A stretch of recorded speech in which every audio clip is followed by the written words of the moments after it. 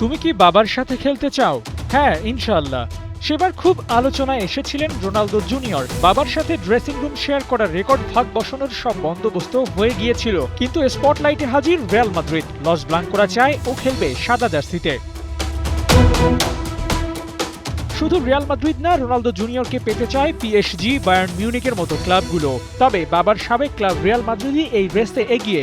ইউরোপে পা পড়লে জুনিয়রকে লুফে নেবে মাদ্রিদ, সেই দাবি দ্য সানের। মার্চে স্পেনের চিকিৎসা করাতে গিয়েছিলেন ক্রিশ্চিয়ানো রোনালদো, আর তখন রিয়াল মাদ্রিদের অনূর্ধ্ব 16 দলের সাথে অনুশীলনও করেছিলেন জুনিয়র। হতে পারে সেই থেকেই রিয়ালের মনে ধরেছে ওকে, আর এদিকে জুনিয়রও চাইছেন নিজেকে সানিয়ে নিতে ইউরোপে যাবেন। রোনালদোর ছেলে মাদ্রিদে খেলতে যাবেন আর সেখানে ক্যামেরার হুড়োহুড়ি থাকবে না, তা হয় নাকি? খ্যাতির বিড়ম্বনাটাই দিচ্ছে বাগড়া।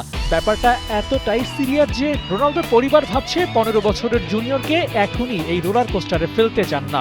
তাই ছেলের চাওয়া আর রিয়ালের আগ্রহ দুটো এক থাকলেও রিয়াল মাদ্রিদের হয়ে মাঠে নামাটা এখনই হচ্ছে কিনা সেটা নিয়ে একটা শঙ্কা থেকে যায়।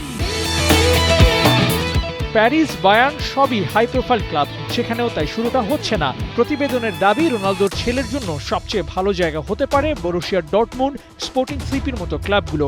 বিষয়টা এমন যে জুনিয়রকে জুনিয়র লেভেল থেকে গড়ে ওঠাতে চান রোনালদো। ঝা চকচকে ক্লাবগুলোর হাই ইন্টেন্সিভ ফুটবলের চাপটা তিনি এখনই ওকে দিতে চাইছেন না। প্রতিভা থাকলে ছোট ক্লাব থেকেই বড় জায়গায় যাওয়ার রাস্তাটা নিজেই খুঁজে বের করতে পারবেন।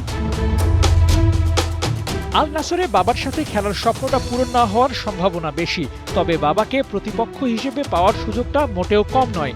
আল নাসরের সাথে রোনালদোর চুক্তির মেয়াদ আছে আর বছর খানিক। ছেলের সাথে মাঠ শেয়ার করতে CR7 কি ছেলে যেখানে যাবেন সেখানে পরের গন্তব্যটা লক করে ফেলবেন। আবু নাইম, ৭১।